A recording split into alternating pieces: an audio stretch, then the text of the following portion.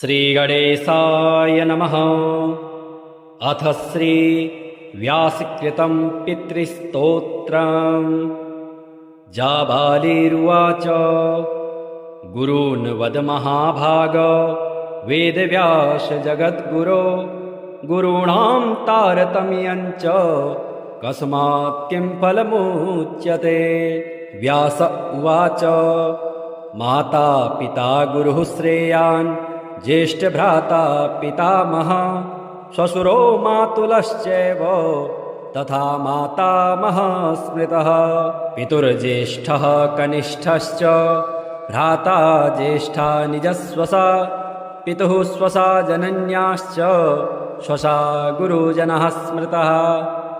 पत्न्यः पितामहादीनां तथैव गुरुवः स्मृतः। एतेषु हि पिता श्रेयान् गुरुरेव महागुरुः। पिता धर्मः पिता स्वर्गः पिता हि परमं तपः। पितरि प्रीतिमापन्ने प्रियन्ते सर्वदेवतः।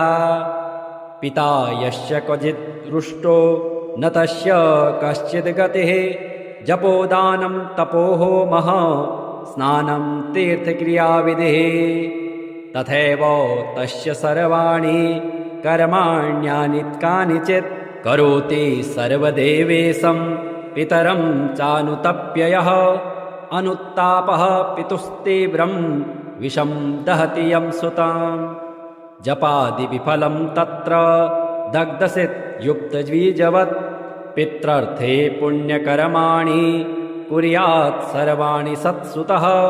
तेना ननु मतोऽप्येवं कुर्वन्नेवावसेदते। यत्नातु पितरं यस्तु कियत् पुण्यं च कारयेत् स तत्पुण्यफलं कोटि गुणमाप्नोत्यसंशयम्। शृणु वक्ष्ये पितुः स्तोत्रं विष्णवे ब्रह्मणोदितं। नाभिपद्मोद्भवो येन तुष्टावपितरं सताम्। ब्रह्मोवाच ॐ नमः पित्रे जन्मदात्रे सर्वदेवमयाय च सुखदाय प्रसन्नाय सुप्रीताय महात्मने सर्वयज्ञस्वरूपाय स्वर्गाय परमेष्ठिने सर्वतीर्थावलोकाय करुणासागराय च नमः। सदाशुतोषाय शिवरूपाय ते नमः। सदापराधक्षमिणे सुखाय सुखदाय च। दुर्लभं मानुषमिदं येन लब्धं मया वपुः। संभावनीयं धर्मार्थे तस्मै पित्रे नमो नमः। तीर्थस्नानतपोहोम जपादि यस्य दर्शनं महागुरुश्च गुरवे तस्मै पित्रे नमो नमः। यस्य प्रमाणस्तवनात् कोटिशः पितृतर्पणम् अश्वमेधस्तयस्तुल्यं तस्मै पित्रे नमो नमः। इदं स्तोत्रं पितुः पुण्यं यः पठेत् प्रयतो नरः। प्रत्यहं प्रातरुत्थाय पितृश्राद्धदिनेऽपि च स्वजन्मदिवसे साक्षात् पितुरग्रे स्थितोऽपि वा न तस्य दुर्लभं किञ्चित् सर्वज्ञतादिवाञ्छितं। नानापकर्म कृत्वापि यः स्तौति पितरं सुतः स ध्रुवं प्रविधायैव प्रायश्चित्तं सुखे भवेत्। पितुः प्रीतिकरो नित्यं सर्वकर्माण्यथार्हति। श्रीगणेशाय नमः। अथ श्री पितृगीतं। मार्कण्डेय उवाच अपि धन्यः कुले जाया दशमाकं मतिमान् नरः। अकुर्वन् वित्तसाढ्यं यः पिण्डान्नो निर्वपेष्यते। रत्नवस्त्रमहायानं सर्वतो यादिकं वसो विभवे सति विप्रेभ्यः अस्मान्नुद्दिश्य दास्यते। अन्नेन वान्यथा शक्त्या कालेऽस्मिन् भक्तिनम्रधे भोजिष्यते विप्राज्ञास् तन्मात्र विभवो नरः असमर्थोन्नदानस्य वन्यशाकं स्वशक्तितः प्रदास्यते द्विजाग्रेभ्यः स्वल्पां यो वापि दक्षिणां तत्राप्यसामर्थ्ययुतः करैर्गृहासे तांस्तिलान् प्रणम्य द्विजमुख्याय कस्मैचिदपि दास्यते तिलः सप्ताष्टभिर्वापि समवेतं जलाञ्जलिं भक्तिनम्रः समुद्दिश्य योऽस्माकं सम्प्रदास्यते यतः कुतश्चित् सम्प्राप्य गोभ्यो वापि गवाह्निकम् अभावे प्रीणयेत्तस्मात् भक्त्या युक्तः प्रदास्यते सर्वाभावे वनं गत्वा कक्षमूलप्रदर्शकः सूर्यादिलोकपालानामिदमुच्यः पठिष्यते न मेऽस्ति वित्तं न धनं न चान्यच्छाद्रस्य योग्यं स्वपितॄन्नतोऽस्मि तृप्यन्तु भक्त्या पितरो मयेतो भुजो ततो वर्तमनि मारुतस्य इत्येवं पितृभिर्गीतं भावाभावप्रयोजनं कृतं तेन भवेच्छाद्दं य एवं कुरुते द्विजः तदोच्चारणमात्रेण तीर्थस्नायी भवेन्नरः मुच्यते सर्वपापेभ्यो वाजपेयफलं लभेत् स्वधा स्वधा स्वधेत्येवं यदेवारत्रयं स्मरेत् श्राद्धस्य फलमाप्नोति कालस्य तर्पणस्य च श्राद्धकाले स्वधास्तोत्रं यः शृणोति समाहितः लभेच्छादशतानां च पुण्यमेव न संशयः स्वधा स्वधा स्वधेत्येवं त्रिसन्ध्यं यः पठेन्नरः प्रियां विनीतां स लभेत् साध्वीं पुत्रं गुणान्वितं पितॄणां प्राणतुल्या त्वं द्विजजीवनरूपिणी श्राद्धाधिष्ठात्रिदेवे च श्राद्धादीनां फलप्रदा बहिर्गच्छ मनमनस्सः पितॄणां तुष्टिहेतवे सम्प्रीतये द्विजातीनां गृहीणां वृद्धिहेतवे नित्या त्वं नित्यस्वरूपासि गुणरूपासि सुव्रते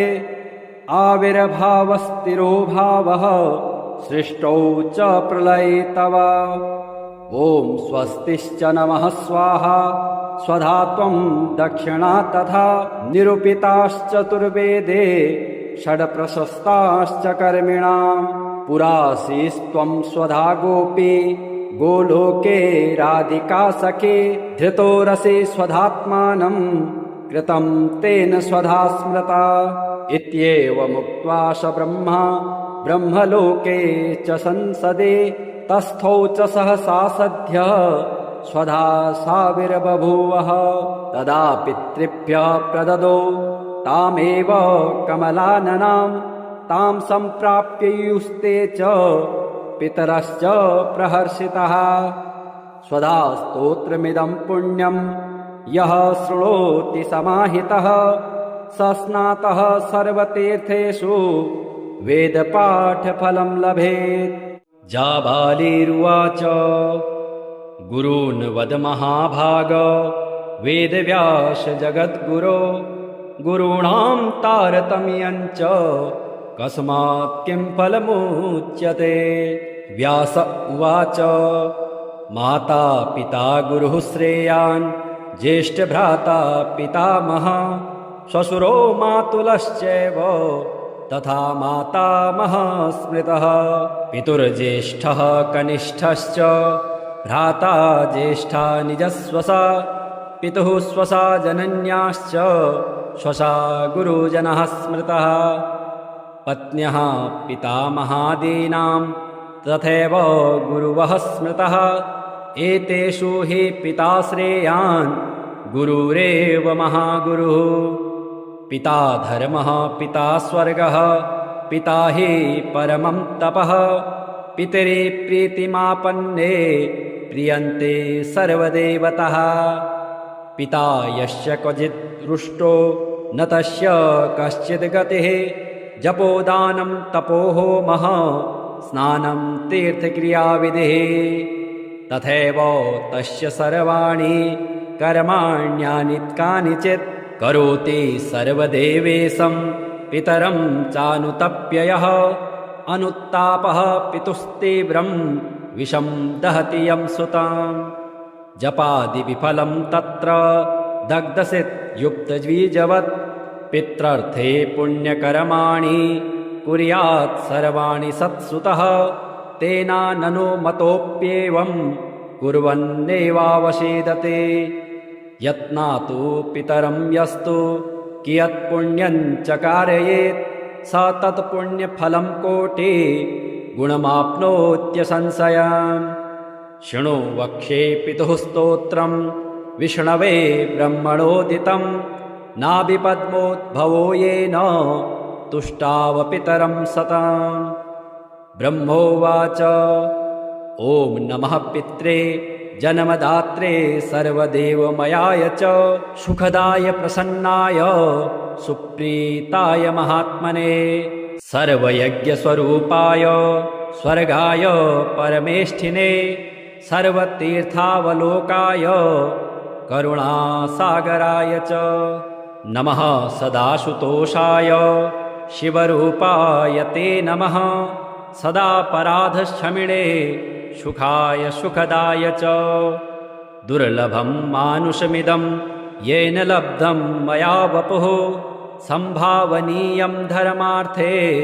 तस्मै पित्रे नमो नमः तीर्थस्नानतपोहोम जपादि यस्य दर्शनं महागुरुश्च गुरवे तस्मै पित्रे नमो नमः यस्य प्रमाणस्तवनात् कोटिशः पितृतर्पणम् अश्वमेधस्तयस्तुल्यं तस्मै पित्रे नमो नमः इदं स्तोत्रं पितुः पुण्यं यः पठेत् प्रयतो नरः प्रत्यहं प्रातरुत्थाय पितृश्राद्धदिनेऽपि च स्वजन्मदिवसे साक्षात् पितुरग्रे स्थितोऽपि वा न तस्य दुर्लभं किञ्चित् सर्वज्ञतादिवाञ्छितं नानापकर्म कृत्वापि यः स्तौति पितरं सुतः स ध्रुवं प्रविधायैव प्रायश्चित्तं सुखे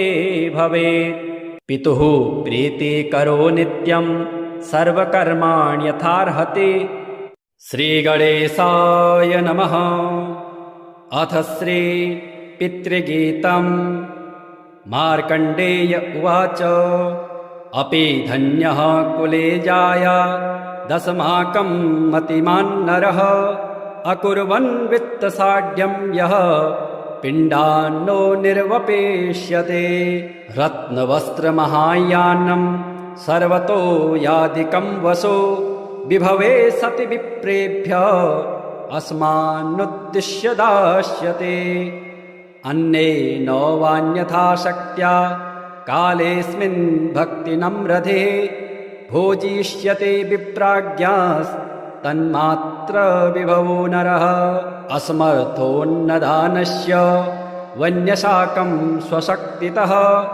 प्रदास्यते द्विजाग्रेभ्यः स्वल्पां यो वापि दक्षिणां तत्राप्यसामर्थ्ययुतः करैर्गृहासे तांस्तिलान् प्रणम्य द्विजमुख्याय कस्मैचिदपि दास्यते तिलः सप्ताष्टभिर्वापि समवेतं जलाञ्जलिं भक्तिनम्रः समुद्दिश्य योऽस्माकं सम्प्रदास्यते यतः कुतश्चित् सम्प्राप्य गोभ्यो वापि गवाह्निकम् अभावे प्रीणयेत्तस्मात् भक्त्या युक्तः प्रदास्यते सर्वाभावे वनं गत्वा कक्षमूलप्रदर्शकः सूर्यादिलोकपालानामिदमुच्यः पठिष्यते न मेऽस्ति वित्तं न धनं न चान्यच्छाद्रस्य योग्यं स्वपितॄन्नतोऽस्मि तृप्यन्तु भक्त्या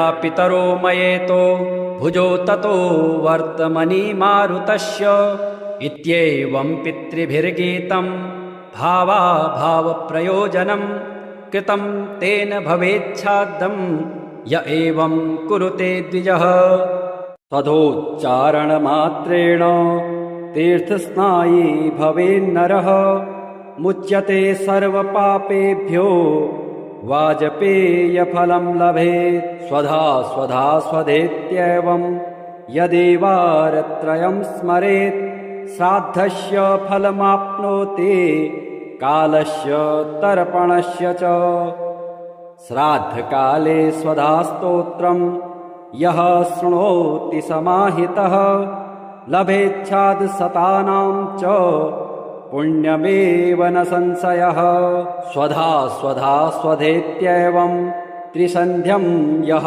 पठेन्नरः प्रियां विनीतां स लभेत् साध्वीं पुत्रं गुणान्विताम् पितॄणां प्राणतुल्या त्वं द्विजजीवनरूपिणी श्राद्धाधिष्ठात्रिदेवे च श्राद्धादीनां फलप्रदा बहिर्गच्छ मनमनस्सः पितॄणां तुष्टिहेतवे सम्प्रीतये द्विजातीनां गृहीणां वृद्धिहेतवे नित्या त्वं नित्यस्वरूपासि गुणरूपासि सुव्रते आविर्भावस्थिरो भावः सृष्टौ च प्रलये तव ॐ स्वस्तिश्च नमः स्वाहा स्वधा त्वं दक्षिणा तथा निरूपिताश्चतुर्वेदे षड्प्रशस्ताश्च कर्मिणां पुरासीस्त्वं स्वधा गोपी गोलोके राधिका सखे धृतो रसे स्वधात्मानं कृतं तेन स्वधा स्मृता इत्येवमुक्त्वा स ब्रह्मा ब्रह्मलोके च संसदे तस्थौ च सहसा सद्यः स्वधा साविर्बभूवः तदा पितृभ्यः प्रददो तामेव कमलाननां तां सम्प्राप्ययुस्ते च पितरश्च प्रहर्षितः स्वधा स्तोत्रमिदं पुण्यं यः शृणोति समाहितः स स्नातः सर्वतीर्थेषु वेदपाठफलं लभेत् जाबालिरुवाच गुरून् वद महाभाग वेदव्यास जगद्गुरो गुरूणां तारतम्यञ्च कस्मात् किं फलमुच्यते व्यास उवाच माता पिता गुरुः श्रेयान् ज्येष्ठभ्राता पितामहः श्वशुरो मातुलश्चैव तथा मातामहः स्मृतः पितुर्ज्येष्ठः कनिष्ठश्च भ्राता ज्येष्ठा निजस्वसा पितुः स्वसा जनन्याश्च स्वसा गुरुजनः स्मृतः पत्न्यः पितामहादीनां तथैव गुरुवः स्मृतः एतेषु हि पिता श्रेयान् गुरुरेव महागुरुः पिता धर्मः पिता स्वर्गः पिता हि परमं तपः पितरि प्रीतिमापन्ने प्रियन्ते सर्वदेवतः पिता यस्य क्वचित् रुष्टो न तस्य कश्चित् गतिः जपोदानं तपोहोमः स्नानं तीर्थक्रियाविधिः तथैव तस्य सर्वाणि कर्माण्यानि कानिचित् करोति सर्वदेवेशं पितरं चानुतप्ययः अनुत्तापः पितुस्तीव्रं विषं दहति यं सुतां जपादिविफलं तत्र दग्धसित् युक्तद्विजवत् पित्रर्थे पुण्यकर्माणि कुर्यात् सर्वाणि सत्सुतः तेनाननु मतोऽप्येवं कुर्वन्नेवावसेदते यत्नातु पितरं यस्तु कियत्पुण्यं च कारयेत् स तत्पुण्यफलं कोटि गुणमाप्नोत्यसंशयम् शृणु वक्षे पितुः स्तोत्रं विष्णवे ब्रह्मणोदितं नाभिपद्मोद्भवो येन तुष्टावपितरं सताम् ब्रह्मोवाच ॐ नमः पित्रे जन्मदात्रे सर्वदेवमयाय च सुखदाय प्रसन्नाय सुप्रीताय महात्मने सर्वयज्ञस्वरूपाय स्वर्गाय परमेष्ठिने सर्वतीर्थावलोकाय करुणासागराय च नमः सदाशुतोषाय शिवरूपाय ते नमः सदापराधक्षमिणे सुखाय सुखदाय च दुर्लभं मानुषमिदं येन लब्धं मया वपुः संभावनीयं धर्मार्थे तस्मै पित्रे नमो नमः तीर्थस्नानतपोहोम जपादि यस्य दर्शनं महागुरुश्च गुरवे तस्मै पित्रे नमो नमः यस्य प्रमाणस्तवनात् कोटिशः पितृतर्पणम् अश्वमेधस्तयस्तुल्यं तस्मै पित्रे नमो नमः इदं स्तोत्रं पितुः पुण्यं यः पठेत् प्रयतो नरः प्रत्यहं प्रातरुत्थाय पितृश्राद्धदिनेऽपि च स्वजन्मदिवसे साक्षात् पितुरग्रे स्थितोऽपि वा न तस्य दुर्लभं किञ्चित् सर्वज्ञतादिवाञ्छितं नानापकर्म कृत्वापि यः स्तौति पितरं सुतः स ध्रुवं प्रविधायैव प्रायश्चित्तं सुखे भवेत् पितुः प्रीतिकरो नित्यं सर्वकर्माण्यथार्हति श्रीगणेशाय नमः अथ श्री पितृगीतम् मार्कण्डेय उवाच अपि धन्यः कुले जाया दशमाकं मतिमान् नरः अकुर्वन् वित्तसाढ्यं यः पिण्डान्नो निर्वपेष्यते रत्नवस्त्रमहायानं सर्वतो यादिकं वसो विभवे सति विप्रेभ्यः अस्मान्नुद्दिश्य दास्यते अन्येन वान्यथा शक्त्या कालेऽस्मिन् भक्तिनम्रधे भोजिष्यते विप्राज्ञास्तन्मात्र विभवो नरः असमर्थोन्नदानस्य वन्यशाकं स्वशक्तितः प्रदास्यते द्विजाग्रेभ्यः स्वल्पां यो वापि दक्षिणां तत्राप्यसामर्थ्ययुतः करैर्गृहासे तांस्तिलान् प्रणम्य द्विजमुख्याय कस्मैचिदपि दास्यते तिलः सप्ताष्टभिर्वापि समवेतं जलाञ्जलिं भक्तिनम्रः समुद्दिश्य योऽस्माकं सम्प्रदास्यते यतः कुतश्चित् सम्प्राप्य गोभ्यो वापि गवाह्निकम् अभावे प्रीणयेत्तस्मात् भक्त्या युक्तः प्रदास्यते सर्वाभावे वनं गत्वा कक्षमूलप्रदर्शकः सूर्यादिलोकपालानामिदमुच्यः पठिष्यते न मेऽस्ति वित्तं न धनं न चान्यच्छाद्रस्य योग्यं स्वपितॄन्नतोऽस्मि तृप्यन्तु भक्त्या पितरो मयेतो भुजो ततो वर्तमनि मारुतस्य इत्येवं पितृभिर्गीतं भावाभावप्रयोजनं कृतं तेन भवेच्छाद्दं य एवं कुरुते द्विजः तदोच्चारणमात्रेण तीर्थस्नायी भवेन्नरः मुच्यते सर्वपापेभ्यो वाजपेयफलं लभेत् स्वधा स्वधा स्वधेत्येवं यदेवारत्रयं स्मरेत् श्राद्धस्य फलमाप्नोति कालस्य तर्पणस्य च श्राद्धकाले स्वधास्तोत्रं यः शृणोति समाहितः लभेच्छादशतानां च पुण्यमेव न संशयः स्वधा स्वधा स्वधेत्येवं त्रिसन्ध्यं यः पठेन्नरः प्रियां विनीतां स लभेत् साध्वीं पुत्रं गुणान्वितं पितॄणां प्राणतुल्या त्वं द्विजजीवनरूपिणी श्राद्धाधिष्ठात्रिदेवे च श्राद्धादीनां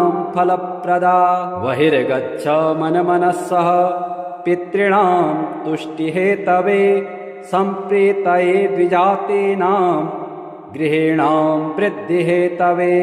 नित्या त्वं नित्यस्वरूपासि गुणरूपासि सुव्रते।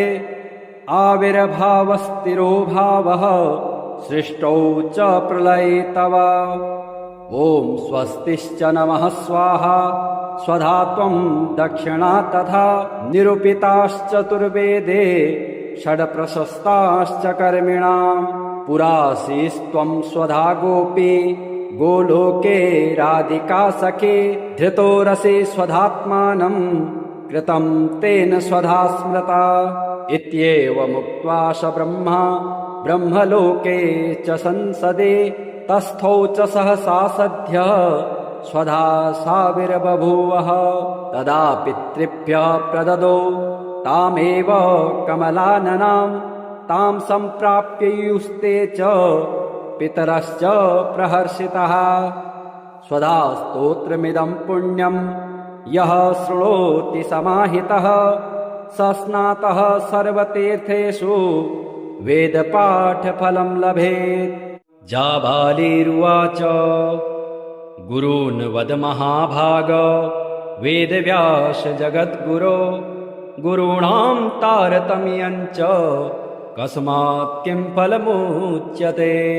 व्यास उवाच माता पिता गुरुः श्रेयान् ज्येष्ठभ्राता पितामहः। श्वशुरो मातुलश्चैव तथा मातामहः स्मृतः। पितुर्ज्येष्ठः कनिष्ठश्च भ्राता ज्येष्ठा निजस्वसा। पितुः स्वसा जनन्याश्च स्वसा गुरुजनः स्मृतः। पत्न्यः पितामहादीनां तथैव गुरुवः स्मृतः। एतेषु हि पिता श्रेयान् गुरुरेव महागुरुः। पिता धर्मः पिता स्वर्गः पिता हि परमं तपः। पितरि प्रीतिमापन्ने प्रियन्ते सर्वदेवतः। पिता यस्य क्वचित् रुष्टो न तस्य कश्चित् गतिः। जपोदानं तपोहोमः स्नानं तीर्थक्रियाविधिः। तथैव तस्य सर्वाणि कर्माण्यानि कानिचित् करोति सर्वदेवेशं पितरं चानुतप्ययः। अनुत्तापः पितुस्तीव्रं विषं दहति यं सुताम्। जपादिविफलं तत्र दग्धसित् युक्तद्विजवत्। पित्रर्थे पुण्यकर्माणि कुर्यात् सर्वाणि सत्सुतः।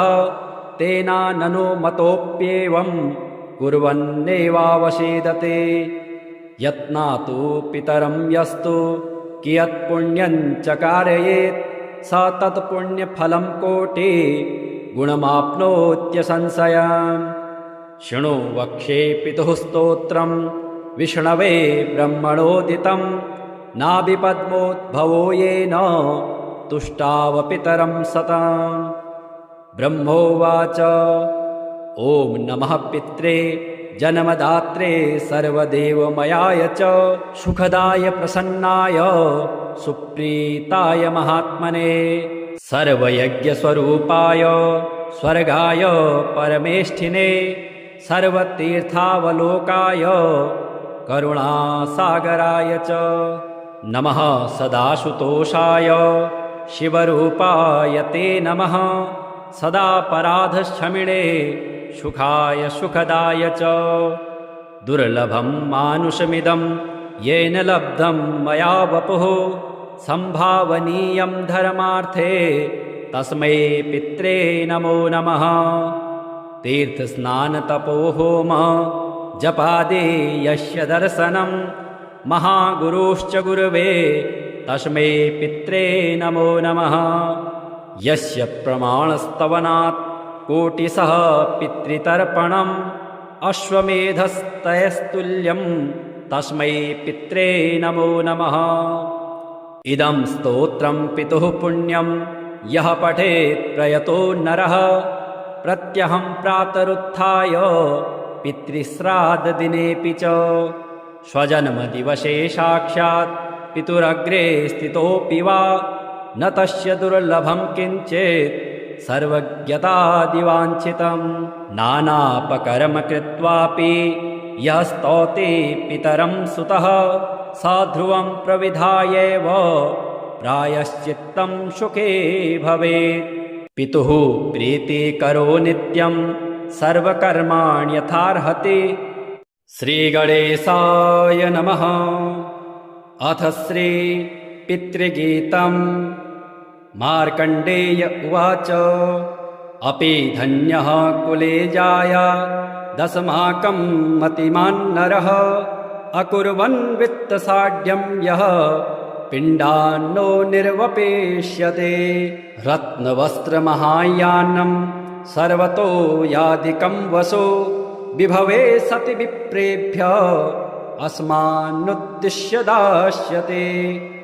अन्येन वान्यथा शक्त्या कालेऽस्मिन् भक्तिनम्रधे भोजिष्यते विप्राज्ञास्तन्मात्र विभवो नरः। असमर्थोन्नदानस्य वन्यशाकं स्वशक्तितः प्रदास्यते द्विजाग्रेभ्यः स्वल्पां यो वापि दक्षिणाम्। तत्राप्यसामर्थ्ययुतः करैर्गृहासे तांस्तिलान् प्रणम्य द्विजमुख्याय कस्मैचिदपि दास्यते।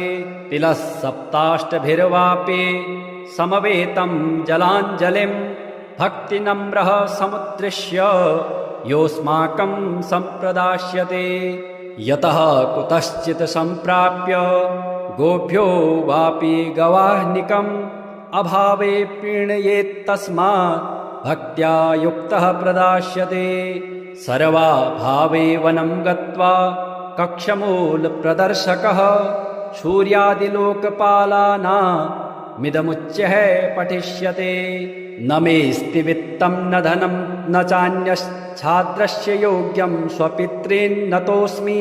तृप्यन्तु भक्त्या पितरो मयेतो भुजो ततो वर्तमनि मारुतस्य। इत्येवं पितृभिर्गीतं भावाभावप्रयोजनं कृतं तेन भवेच्छाद्दं य एवं कुरुते द्विजः। तदोच्चारणमात्रेण तीर्थस्नायी भवेन्नरः मुच्यते सर्वपापेभ्यो वाजपेयफलं लभेत्। स्वधा स्वधा स्वधेत्येवं यदेवारत्रयं स्मरेत् श्राद्धस्य फलमाप्नोति कालस्य तर्पणस्य च। श्राद्धकाले स्वधास्तोत्रं यः शृणोति समाहितः लभेच्छादशतानां च पुण्यमेव न संशयः। स्वधा स्वधा स्वधेत्येवं त्रिसन्ध्यं यः पठेन्नरः प्रियां विनीतां स लभेत् साध्वीं पुत्रं गुणान्विताम्। पितॄणां प्राणतुल्या त्वं द्विजजीवनरूपिणी श्राद्धाधिष्ठात्रिदेवे च श्राद्धादीनां फलप्रदा। बहिर्गच्छ मनमनस्सः पितॄणां तुष्टिहेतवे सम्प्रीतये द्विजातीनां गृहीणां वृद्धिहेतवे। नित्या त्वं नित्यस्वरूपासि गुणरूपासि सुव्रते आविर्भावस्थिरो भावः सृष्टौ च प्रलये तव। ॐ स्वस्तिश्च नमः स्वाहा स्वधा त्वं दक्षिणा तथा निरूपिताश्चतुर्वेदे षड्प्रशस्ताश्च कर्मिणां। पुरासीस्त्वं स्वधा गोपी गोलोके राधिका सखे धृतो रसे स्वधात्मानं कृतं तेन स्वधा स्मृता। इत्येवमुक्त्वा स ब्रह्मा ब्रह्मलोके च संसदे तस्थौ च सहसा सद्यः स्वधा साविर्बभूवः। तदा पितृभ्यः प्रददो तामेव कमलाननां तां सम्प्राप्य युस्ते च पितरश्च प्रहर्षितः। स्वधा स्तोत्रमिदं पुण्यं यः शृणोति समाहितः स स्नातः सर्वतीर्थेषु वेदपाठफलं लभेत्। जाबालिरुवाच गुरून् वद महाभाग वेदव्यास जगद्गुरो गुरूणां तारतम्यञ्च कस्मात् किं फलमुच्यते। व्यास उवाच माता पिता गुरुः श्रेयान् ज्येष्ठभ्राता पितामहः श्वशुरो मातुलश्चैव तथा मातामहः स्मृतः। पितुर्ज्येष्ठः कनिष्ठश्च भ्राता ज्येष्ठा निजस्वसा पितुः स्वसा जनन्याश्च स्वसा गुरुजनः स्मृतः। पत्न्यः पितामहादीनां तथैव गुरुवः स्मृतः। एतेषु हि पिता श्रेयान् गुरुरेव महागुरुः। पिता धर्मः पिता स्वर्गः पिता हि परमं तपः। पितरि प्रीतिमापन्ने प्रियन्ते सर्वदेवतः। पिता यस्य क्वचित् रुष्टो न तस्य कश्चित् गतिः। जपोदानं तपोहोमः स्नानं तीर्थक्रियाविधिः। तथैव तस्य सर्वाणि कर्माण्यानि कानिचित् करोति सर्वदेवेशं पितरं चानुतप्ययः। अनुत्तापः पितुस्तीव्रं विषं दहति यं सुताम्। जपादिविफलं तत्र दग्धसित् युक्तद्विजवत्। पित्रर्थे पुण्यकर्माणि कुर्यात् सर्वाणि सत्सुतः। तेनाननु मतोऽप्येवं कुर्वन्नेवावसेदते। यत्नातु पितरं यस्तु कियत्पुण्यं च कारयेत् स तत्पुण्यफलं कोटि गुणमाप्नोत्यसंशयम्। शृणु वक्ष्ये पितुः स्तोत्रं विष्णवे ब्रह्मणोदितं। नाभिपद्मोद्भवो येन तुष्टावपितरं सताम्। ब्रह्मोवाच ॐ नमः पित्रे जन्मदात्रे सर्वदेवमयाय च सुखदाय प्रसन्नाय सुप्रीताय महात्मने सर्वयज्ञस्वरूपाय स्वर्गाय परमेष्ठिने सर्वतीर्थावलोकाय करुणासागराय च नमः सदाशुतोषाय शिवरूपाय ते नमः सदापराधक्षमिणे सुखाय सुखदाय च दुर्लभं मानुषमिदं येन लब्धं मया वपुः संभावनीयं धर्मार्थे तस्मै पित्रे नमो नमः। तीर्थस्नानतपोहोम जपादि यस्य दर्शनं महागुरुश्च गुरवे तस्मै पित्रे नमो नमः। यस्य प्रमाणस्तवनात् कोटिशः पितृतर्पणम् अश्वमेधस्तयस्तुल्यं तस्मै पित्रे नमो नमः। इदं स्तोत्रं पितुः पुण्यं यः पठेत् प्रयतो नरः प्रत्यहं प्रातरुत्थाय पितृश्राद्धदिनेऽपि च स्वजन्मदिवसे साक्षात् पितुरग्रे स्थितोऽपि वा न तस्य दुर्लभं किञ्चित् सर्वज्ञतादिवाञ्छितं।